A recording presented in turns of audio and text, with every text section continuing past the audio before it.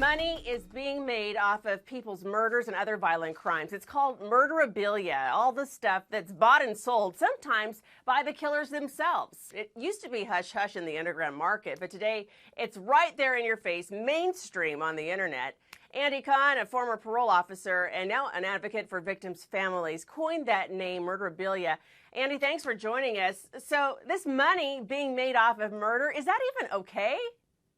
Yeah, I mean, most people in the public in particular think that we have what's called son of Sam laws that prevent killers from profiting off of their crimes, from selling their rights for books and movies. But what we've had is this new genre of an industry that I called murderabilia, in which sellers procure items from high-profile killers. Yeah, and I know eBay used to be the hot spot to find all this murderabilia, but I know that you've worked hard to shut that down. How tough was that? We had a 2-year battle with eBay. eBay used to be the primary conduit in which sellers would sell items from high-profile killers, but basically we put them through the ringer, and I basically said, is this the kind of market that you want to be associated with?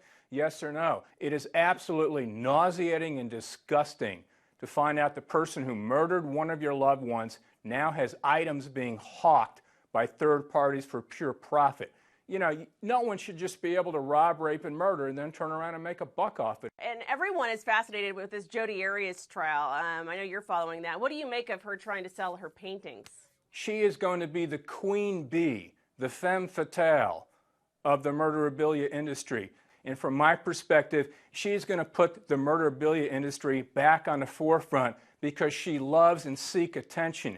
It would not surprise me down the road, when this case is finally over and closed, that you're going to see dealers trying to procure crime scene, the graphic crime scene photos that we've seen of Travis Alexander. And I can tell just by the tone in your voice, Andy, that this is very personal for you, and I'm sure that that means a lot to the family, so they feel like somebody is there to stand up for that. What makes you just so passionate about this? I just can't fathom that we can sit back and allow high-profile killers and serial killers who have committed some of the most cold-blooded, diabolical crimes known to mankind to actually profit. You're basically giving them the infamy and immortality that they richly don't deserve. It defies logic that we allow this industry to thrive and exist. And you can't imagine the pain, the grief, and the agony that it causes victims' families. Andy Kahn, we thank you so much for sharing your perspective and this whole murderabilia industry that a lot of us didn't even know anything about. Thanks. It's time to put a stop to this.